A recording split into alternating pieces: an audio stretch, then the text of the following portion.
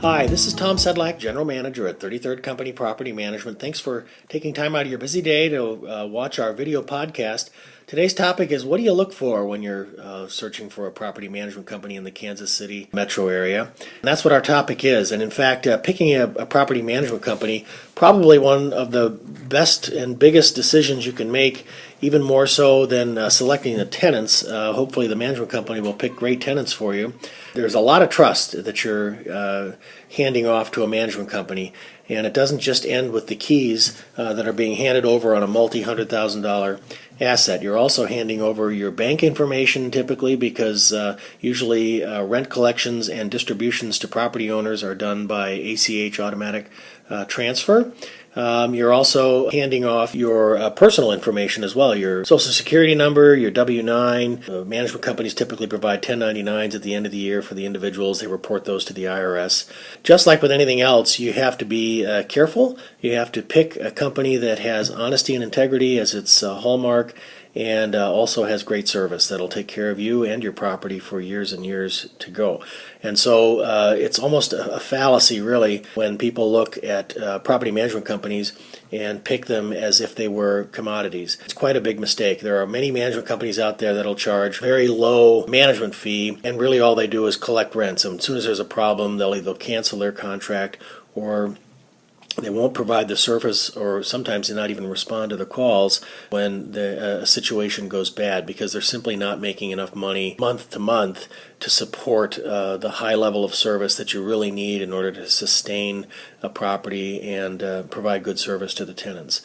So that's the thing. You need to interview your management companies. You need to find out what it is they do for you, what they'll do in a situation that is maybe less than favorable. It's pretty easy to manage when everything's going right. It's when things go wrong, that's where the rubber meets the road, and having that great management company is going to help you out. We certainly believe that 33rd Company is one of the finest management companies nationwide. And in fact, we are certified, CRMC certified through the National Association of Residential Property Managers, and I think that credential really speaks for itself. The fact that we have gone through all the hoops and we validated our processes and gone through a complete certification audit pretty much tells you that we are ready to address any issue as it comes along the way. One of the first things that you can ask a potential management company is, who signs the lease? It sounds like kind of an interesting, easy question, but when you scratch your head and you think, well, who really does sign the lease? And a lot of times it's the owners. A lot of management companies don't want to be the stand-in party. They don't want to be the agent of record.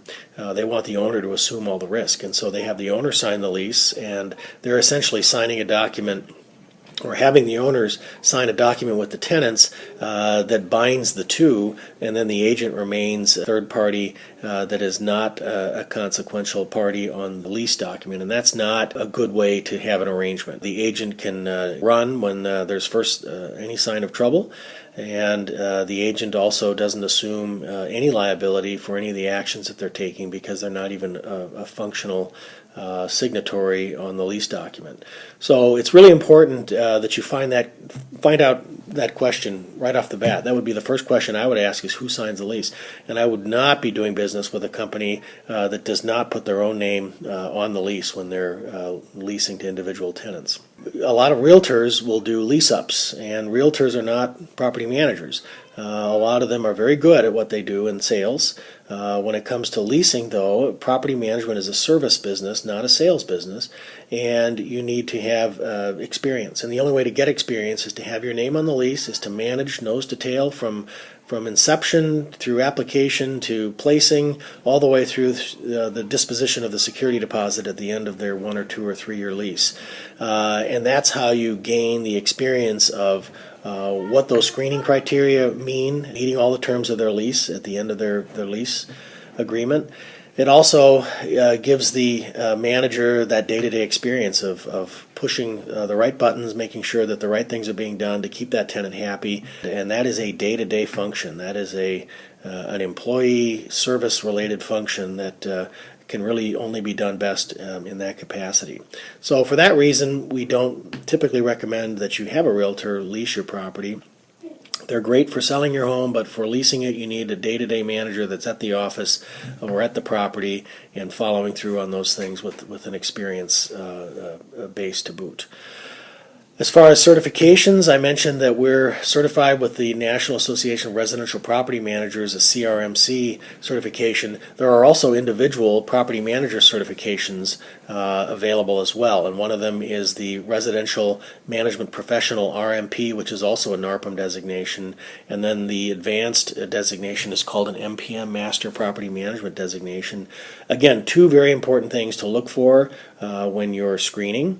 You can also look for other association involvement, including IRM, as well as CAI, and as well as the local multifamily, multi-housing industry associations that are sometimes available in different states. Communication, that's probably the next thing that I would ask a property management company is what kind of communication do you have? What are your priorities? How do you respond?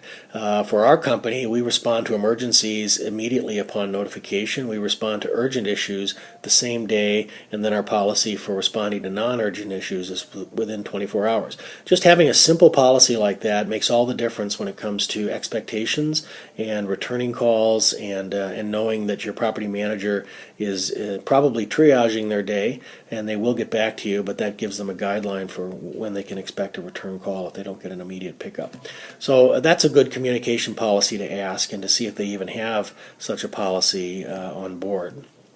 The other good communication tool is an online portal that typically is tied with a software package that's used by the property management company. Online portals are wonderful, and they can provide not only the monthly statements for your accounting side, but also can provide the day-to-day goings-on of your property, inclusive of work orders and whether or not there's an open work order or the status of that work order, and a lot of them can be actually updated real time and they're integrated with the software package, so that makes it very good. Sometimes the software packages that are used by management companies also have the ability to do blast emails. They can also do notifications. They can send out automated reports by email, and in fact the software we use also allows us to do blast texting, which is a pretty nifty new functionality that we've used. So communication, I think, is one of the more important things. If you have a management company that has not returned a call in 3 days, that's a problem. And I think you need to start shaking the bushes and finding someone that's going to be more responsive. Once again, your asset is a multi-$100,000 asset. This is not something that you want someone to take for granted. You need a proactive manager that's going to stand behind the building, stand behind the tenant, and stand behind you, especially when there are issues or if there are issues that happen. Do find a good management company. You want to also, lastly, find out just how successful they really are. Ask them what their statistics are. What is their delinquency rate? What is their renewal rate? And just as an example, for 33rd Company, our delinquency rate is less than 0.5%. Out of 500 properties under management, typically only about 3 evictions occur annually on all 500 of those. Our renewal rate, 80% renewal, first-year tenants. So that means we have good customer service. The vast majority of tenants will renew because they like the home, they like the service that's being provided, and they'll stay. And then also your average tenancy. Ours is in excess of 3 years. Some of the discount management companies out there, they're pushing almost a year or just slightly over a year for their average tenancy, and that's bad. That means that there's turnover, there's churn, and they may not have fundamentally qualified for the property in the beginning.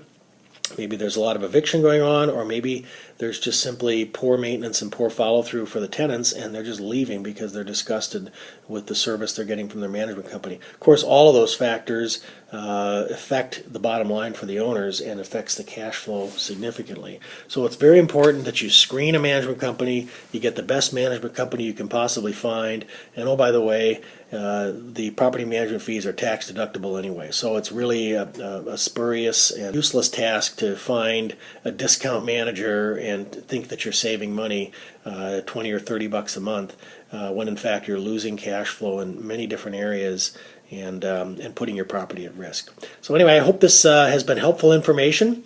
If you're looking for some management services in the Kansas City metro area, Missouri and Kansas, feel free to give us a buzz. We'll be happy to help. Thanks so much.